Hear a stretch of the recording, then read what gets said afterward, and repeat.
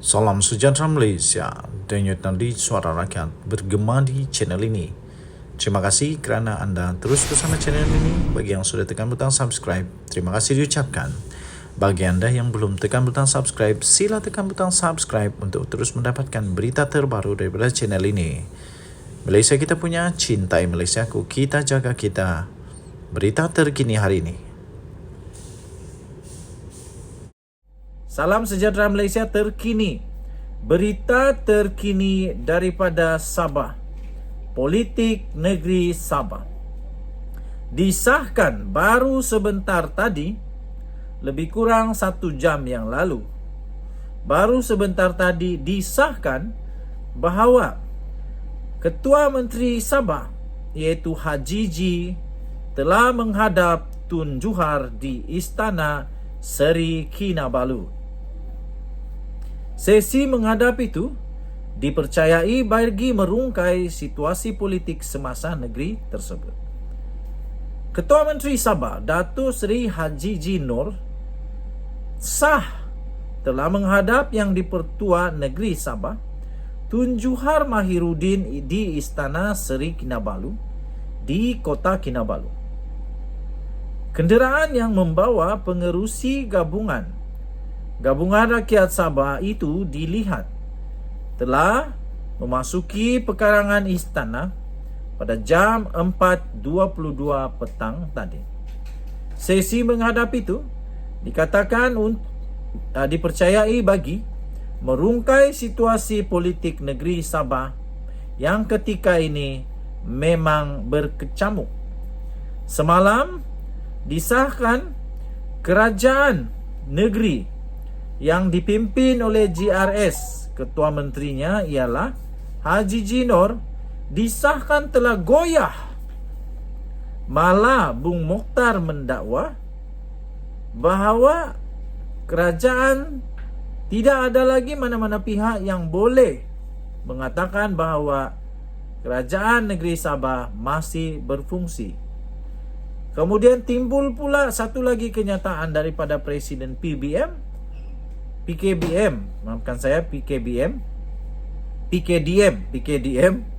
daripada Presiden PKDM Peter Anthony juga mengatakan bahawa Haji G telah hilang majoriti. Malah Bung Mokhtar mengatakan Haji G sebenarnya tidak ada lagi kelayakan untuk menjadi Ketua Menteri Sabah kerana beliau sudah tidak berparti lagi. Yang ada dia hanya bernaung, dia hanya berlindung, mohon belas daripada GRS. Semalam kerajaan negeri yang dipimpin GRS dan Barisan Nasional goyah apabila pengerusi Barisan Nasional sendiri, pengerusi Barisan Nasional Negeri Sabah, iaitu Datuk Seri Bung Mokhtar Radin telah mengumumkan menarik sokongan daripada kerajaan negeri pimpinan GRS, Ketua Menteri Haji G Nur. Hal ini susulan BN telah hilang kepercayaan kepada Haji G selaku Ketua Menteri Sabah. Berikutan itu sebenarnya perkara itu berlaku kerana menurut Bung Mokhtar, Haji G telah mengingkar perjanjian yang telah dipersetujui di antara Barisan Nasional dan juga GRS, iaitu di mana Haji G telah memberikan surat penamatan perkhidmatan kepada Saleh Tun Said Kuruang. Kemudian kedua, apabila mereka berjumpa dengan peguam, kata Bung Mokhtar, Haji G sebenarnya sudah kehilangan kelayakan. Dan yang ketiga, kerana menurut Bung Mokhtar, Haji G telah membuat ugutan kepada BN UMNO dengan membuat rombakan kabinet tanpa berbincang, tanpa membuat apa-apa perundingan dengan Barisan Nasional. Yang disahkan sekarang ini, tuan-tuan dan puan-puan, Haji G telah menghadap TYT Negeri Sabah. Denyut Nadi Suara Rakyat bergema di channel ini. Bye-bye. Salam sejahtera Malaysia. Denyut Nadi Suara Rakyat bergema di channel ini. Seperti yang kita jangka, setiap kali ada Perdana Menteri baru, pasti ramai yang akan letak jawatan. Pasti ramai yang akan digantikan. Pasti ramai yang akan dibongkarkan. Pasti ramai yang akan kecewa. Pasti ramai juga yang akan gembira. Macam-macam. Segala-galanya akan terbongkar, segala-galanya akan berubah. Jadi banyaklah perubahan-perubahan. Antaranya di dalam JLC paling penting sekarang ini ialah seluruh Malaysia menantikan siapa JLC yang akan diterajui oleh siapa, mana JLC yang orangnya akan letak jawatan, orang-orang besar.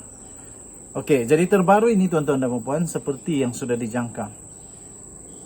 Asri Hamidon letak jawatan daripada Tenaga Nasional Berhad TNB. TNB mengumumkan peletakan jawatan bekas Ketua Setiausaha Perbendaraan KSP Datuk Seri Asri Hamidon sebagai pengarah bukan bebas, bukan eksekutifnya berkuat kuasa 5 Januari 2023. TNB dalam maklum balas kepada Bursa Malaysia berkata Asri turut juga meletakkan jawatan lain yang dipegangnya di dalam syarikat berkenaan berkuat kuasa tarikh yang sama. Katanya dalam kenyataan itu, kata TNB dalam kenyataan itu, beliau turut meletakkan jawatan sebagai pengerusi jawatan kuasa tender pengarah, ahli jawatan kuasa pencalonan dan imbuhan syarikat, serta ahli jawatan kuasa pelan insentif jangka panjang pengarah.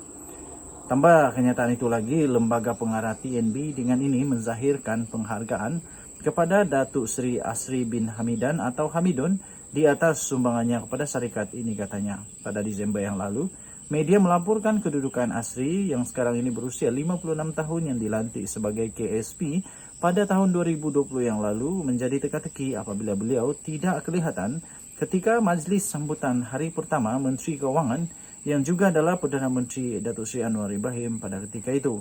Malah ketika sidang akbar selepas program taklimat dengan Perdana Menteri yang dihadiri pegawai kanan kementerian, Anwar turut menyebut perbincangan mengenai kedudukan penasihat kewangan negara dengan KSP yang baharu. Anwar juga turut menyifatkan pertukaran KSP itu sebenarnya adalah satu perubahan biasa. Perkara itu langsung tidak melibatkan sebarang spekulasi sebagaimana yang digembar-gemburkan di dalam media. Katanya, ini hanyalah satu perubahan biasa. Ia hanya melibatkan seperti soal kenaikan pangkat, perubahan jawatan, perubahan jabatan dan urusan lain yang diputuskan oleh penjawat awam.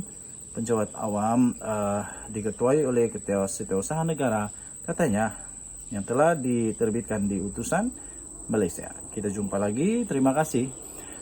Ulasan saya tentang perkara ini, ya betul. Ini tidak ada perlu digembar-gemburkan. Ini biasa berlakulah.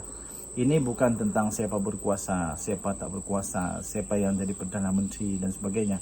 Tetapi ini satu prosedur biasa, yaitu pertukaran seperti pertukaran jabatan, seperti kenaikan pangkat. Itu adalah hal-hal yang biasa. Dan pastinya kalau dia ditukar pun ada sebab musabab yang relevan, ada sebab musabab yang telah pun diperhalusi sepenuhnya, adakah perlu dibuat tindakan itu atau tidak. Jadi saya fikir tindakan meletak jawatan itu pun sudah difikirkan dengan lebih dalam lagi oleh orang yang meletak jawatan itu. Sebelum beliau meletak jawatan, dia sudah membuat pertimbangan sepenuhnya, perlu atau tidak untuk letak jawatan, relevan atau tidak untuk letak jawatan. Kita jumpa lagi, bye-bye.